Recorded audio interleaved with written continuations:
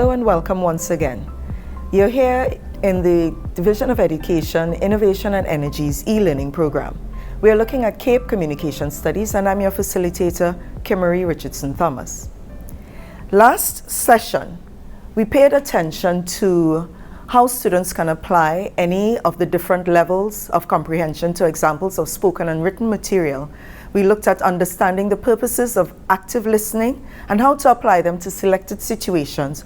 And we also focused on how to analyze purposes for and types of reading.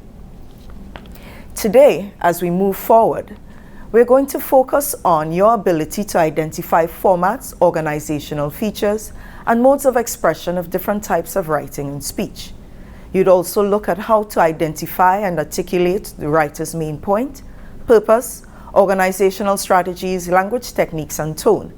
And finally, you should be able to identify and analyze language elements and literary devices from passages that would be read to you. We're going to start off by looking at how to identify the main point or main idea. Let's take a look at this video. There are all kinds of crimes in this city, and all sorts of clues to solving them. But when those clues are hidden in a piece of text, that's when they call me in. Detective Dietz, Text Analysis Unit. What's going on, officer? Missing person, detective. The neighbor says the man who lives here went to his mailbox earlier today, and now he's vanished. Third case like this today. Mailbox left open. 2 red shoes sitting right in front of it. Any other clues? Just this article that was in the mailbox. Let's see if we can get the main idea. Deke Malloy has been hunting for comets in the night sky for many years. He hopes to one day discover a new comet that will be named after him. He also knows that many things in the sky can be mistaken for comets. Airplanes, meteors, even the planet Venus. So when he found something strange in the sky one night, he thought he should double-check what it was. Now to get the main idea, we need to find the main topic of the article, and the most important point about the main topic. The main topic seems pretty easy. Deke Malloy. He's the only one in this article. What do we know about him? He has been looking for comets for many years. He hopes to discover a new comet, and he found something strange in the sky one night. I think finding something strange in the sky is probably the most important of these things. So I need to put the main topic, Deke Malloy, together with the most important point to get the main idea. Deke Malloy found something strange while searching the sky one night. That's the main idea? Do you think it's connected to these shoes? I'm not sure. I think we had better find this Deke Malloy.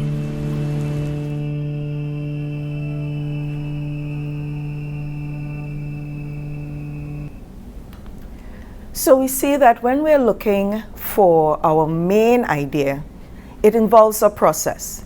The main idea or the main point of a piece is the same as the topic or its thesis statement. It refers to those words or sentences that capture the essence of the overall piece of writing, so that you should be able to extract from an entire piece what is the main thing that this extract is about. The thesis or topic statement is generally found in the first or last sentences of the introductory paragraph because the main idea should be stated very early. However, sometimes it's not stated and it has to be inferred from the passage. And last week we talked about inferencing as a comprehension skill. So let's take a look at how you can find the main idea by looking at an example from a passage. When the Atlantic slave trade began decimating the Congo, that nation was under the reign of a Mani-Congo named Nzinga Mbemba, Alfonso, who had gained the throne in 1506 and ruled as Alfonso I for nearly 40 years. Alfonso's life spanned a crucial period. When he was born, no one in the kingdom knew that Europeans existed. When he died, his entire realm was threatened by the slave-selling fever they had caused. He was a man of tragic self-awareness, and he left his mark. Some 300 years later, a missionary said, A native of the Congo knows the names of 3 kings, that of the present, that of his predecessor, and that of Alfonso. How do we go about finding the main idea in a passage such as this? Now, we said previously, that the main idea can usually be found at the beginning of the extract. So, in order to find the main idea, we start off by asking ourselves, who or what do you think this passage is about? In other words, what is the topic?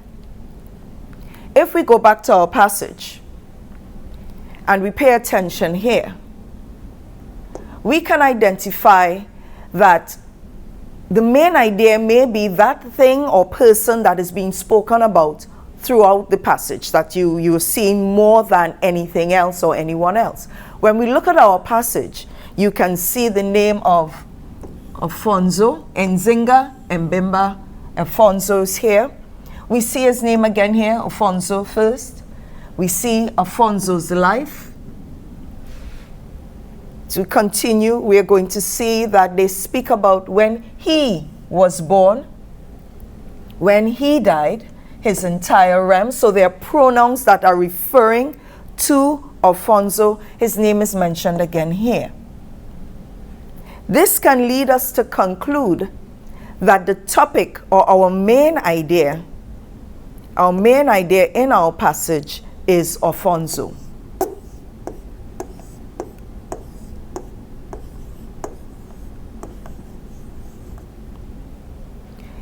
This passage is primarily about Alfonso, and we have clues that can lead us to that. He was a man, and it speaks primarily about him.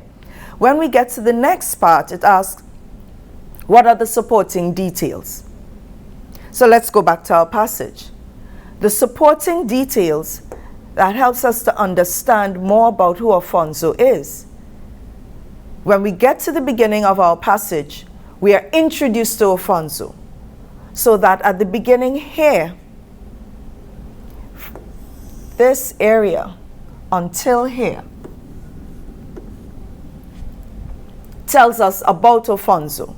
It says that when the Atlantic slave trade began decimating the Congo, that nation was under the reign of a Mani-Congo named Nzinga Mbemba Alfonso, who had gained the throne in 1506 and ruled as Alfonso I nearly 40 years.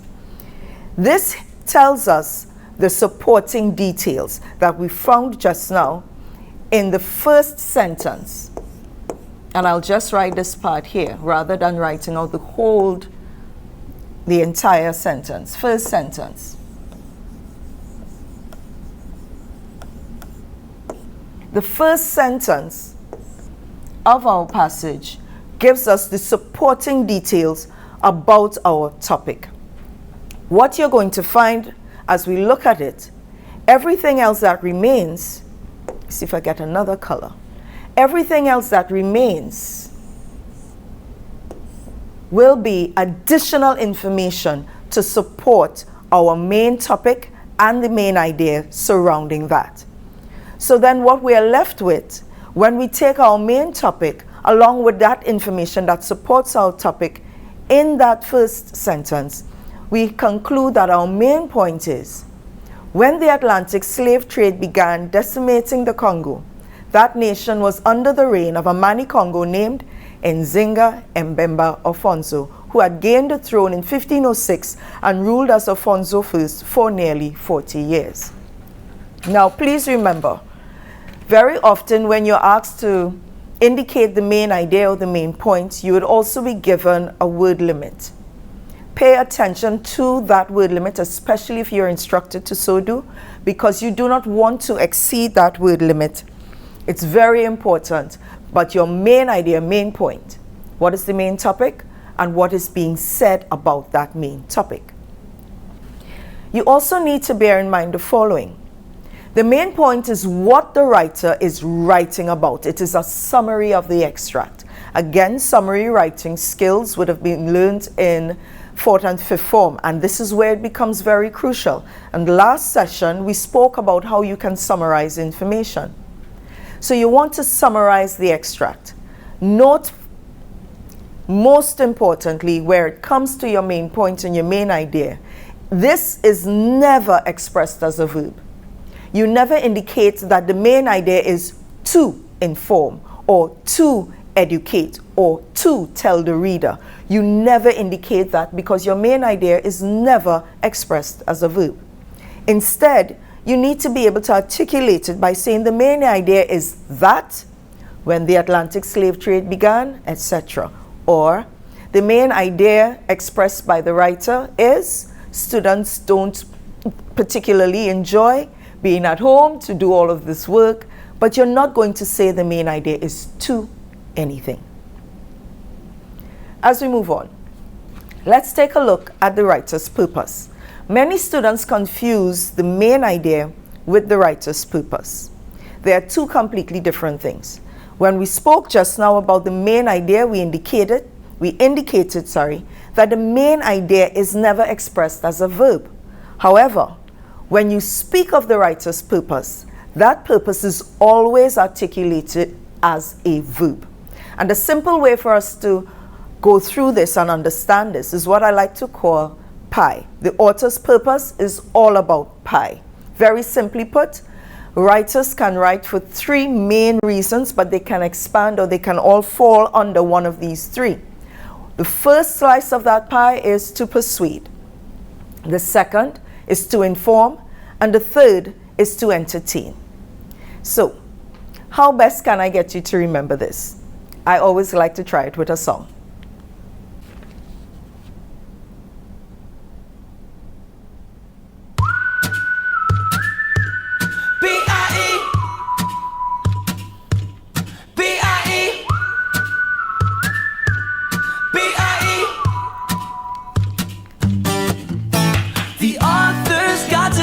Purpose, got to have some pie. Persuade, inform, entertain. Don't forget to have some pie. P-I-E. Some pie. P-I-E. Today I'm gonna write something, but I'm not sure what to say. I must choose my words carefully. It's the only way to explain. Somebody say P. P is for persuade. It's the first letter in our pie. It means we've got to convince our readers that we know what we're talking about. Here's why. Because the author's gotta have a purpose. Got to have some pie. Persuade, inform, entertain. Don't forget to have some pie. P-I-E. Some pie. P-I-E. Somebody say I. I is for inform. We've got to teach a reader what we know. Inform means to educate. Our words will help the readers grow. Somebody say E. E stands for entertain. Our readers got to have some fun. Do you enjoy reading every single word you write? Chances are so will everyone. You see, the author's gotta have a purpose. Got to have some pie. Persuade, inform, entertain. Don't forget to have some pie. Some pie.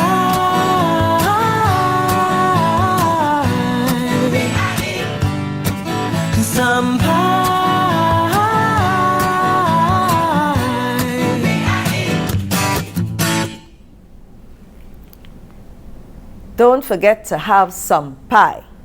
Now, the first slice of our pie is to persuade.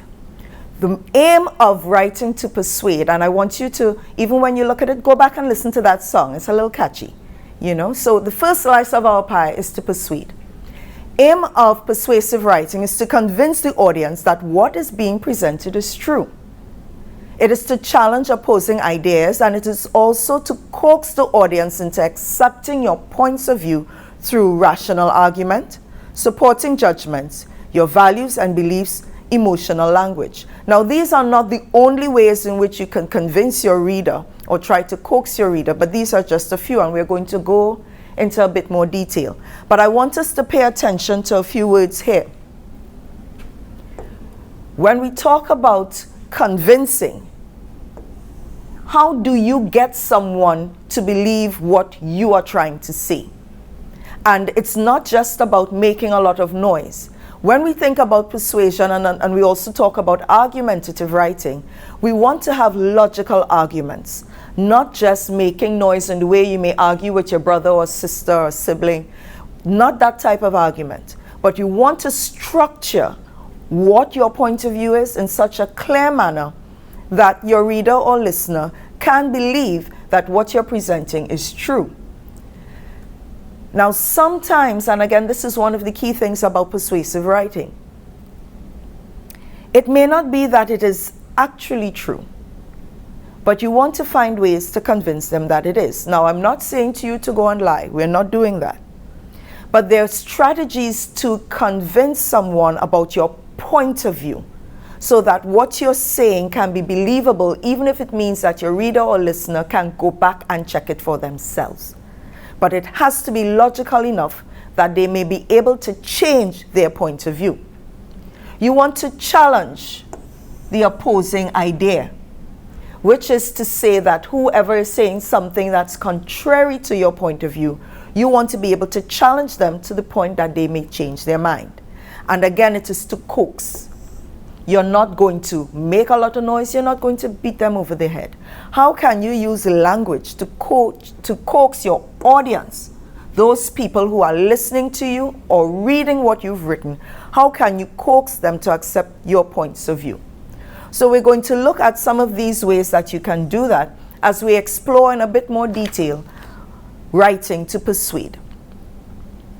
There are types of persuasive writing that can include, and not limited to, political essays, political speeches.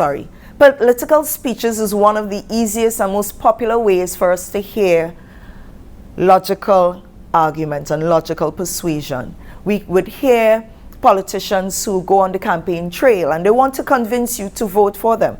Many of you at your schools, you have student councils, and at the student council level, many students would have put themselves up for posts within your student council. They would have found ways to convince you through their language and through their actions to vote for them. Advertisements.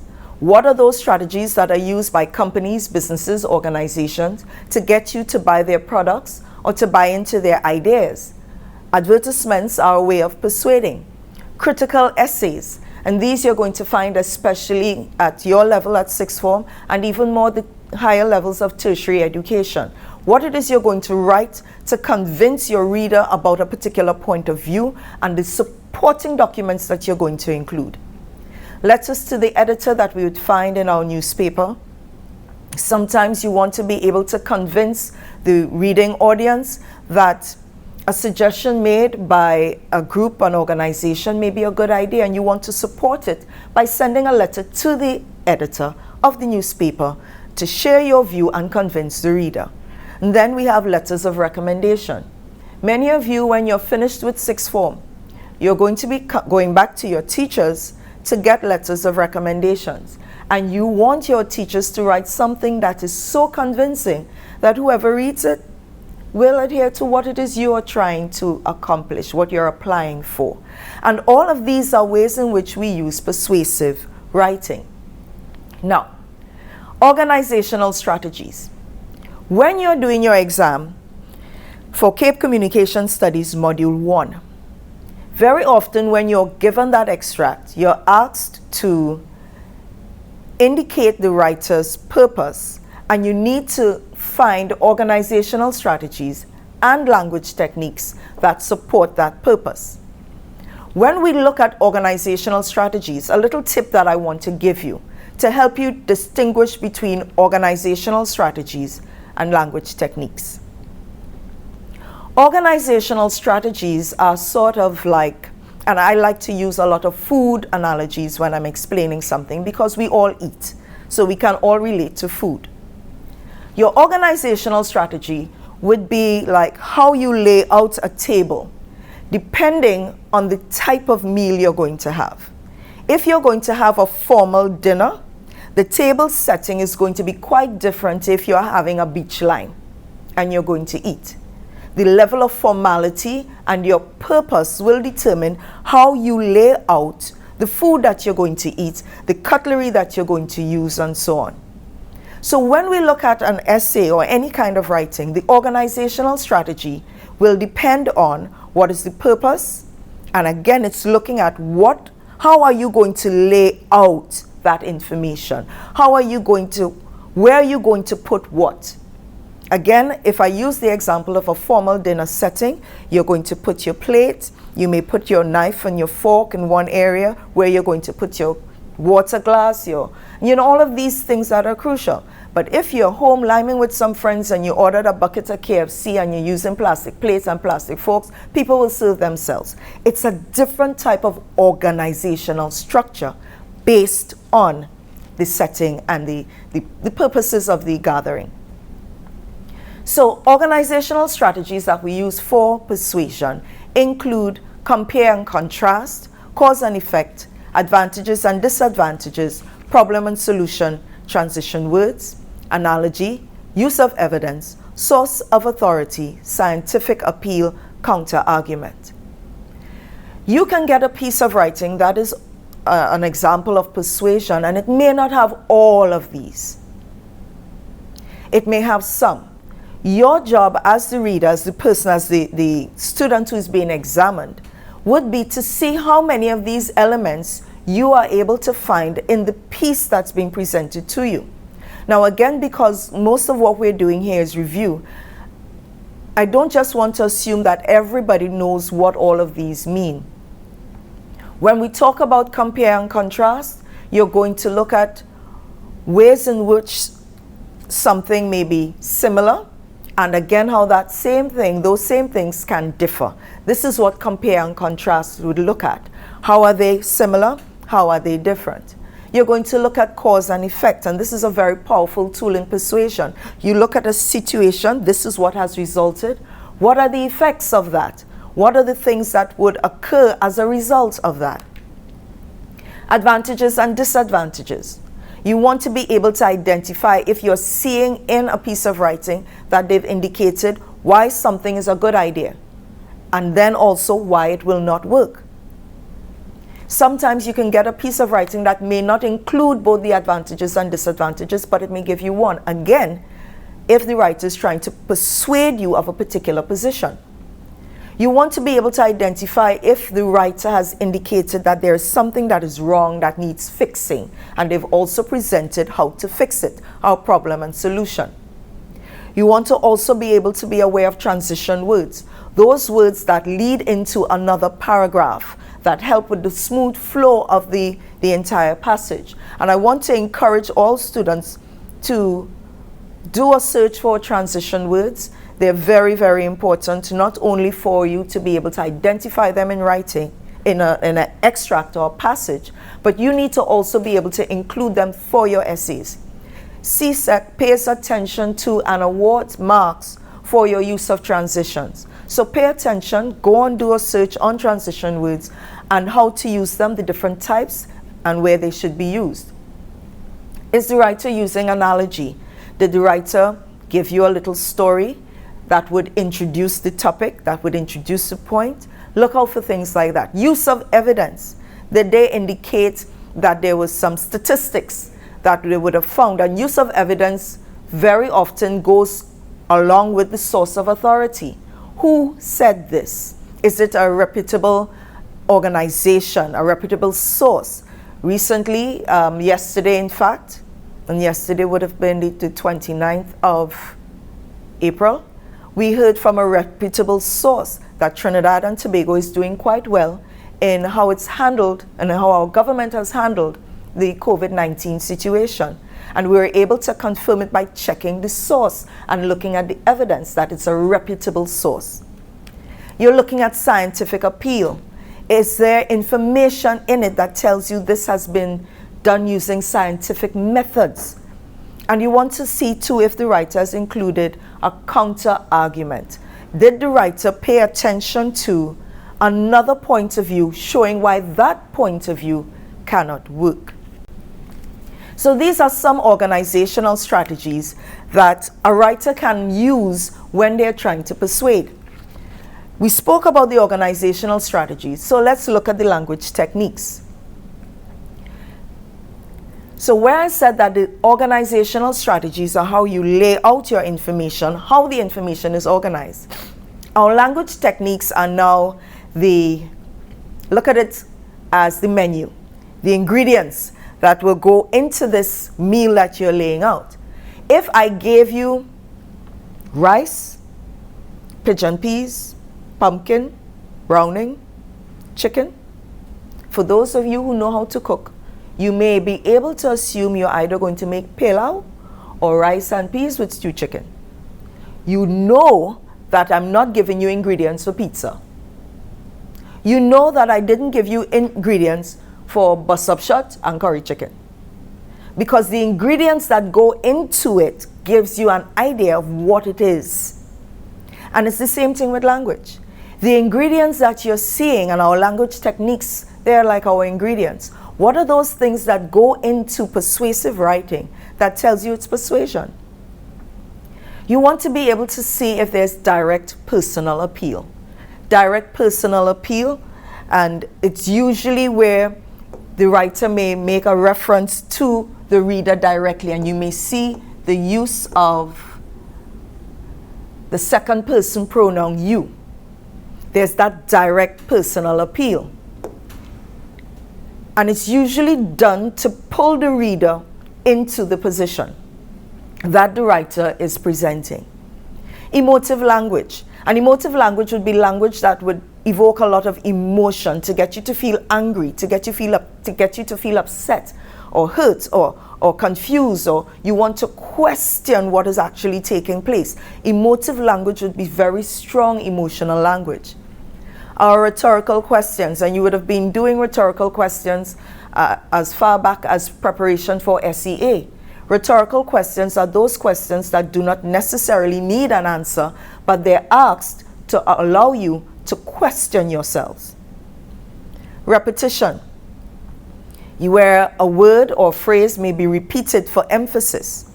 Exaggeration. We all know what exaggeration is. We've been doing it since we were children. We talk about my daddy has the biggest car in the whole wide world. We speak about my mommy is the most beautiful woman in the world. That's not always exaggeration. Sometimes, especially in my case, that's true. But we talk about exaggeration. We are aware of exaggeration, but there are ways to use logical exaggeration for persuasive purposes. Exclamations. How can we, especially, you're going to see that with advertisers, where they would want to really let something, a word or phrase, stand out really boldly, and they would use the strategy of exclamation, where they would utilize, in particular, the use of our exclamation marks. You want this to be able to stand out. Adjectives. Adjectives are crucial to any kind of writing where you want to create emotion and feeling and to generate a change in idea. How can you use these descriptive words? And are you seeing examples of these descriptive words in the writing? Words that may describe the extent to which something may hurt, the extent to which something may give pleasure, and describing how these things would feel. The alliteration, the repetition of the same consonant sound in a piece of writing, and especially again too with advertisements and every other element of persuasion. It's a very, very interesting strategy. So a good way to remember alliteration is first to always remember our tongue twisters. Tongue twisters are very popular forms of alliterations. She sells seashells on the seashore. And we remember these tongue twisters because of the repetition of the same consonant sound. If a writer puts it into their piece of writing, it's because they want you to remember something. Rhymes and songs, catchy phrases, they do the very same thing. It's ways to enable the reader to remember using strategies that would help you to get this information to stick. When we went through our song just now on PIE, author's gotta have a purpose, got to have some pie. And because you have this type of rhyming and interaction, it helps you to remember it. And that is what is persuasion. And we want to also talk about sarcasm. Sarcasm, I would indicate here, it's something that you really need to learn. It does not come just by learning a few words. Sarcasm has to do with an attitude. It is a tone. But the best way to develop sarcasm is to read and to listen to other language speakers. Listen to them. Listen and be able to identify when they're being sarcastic.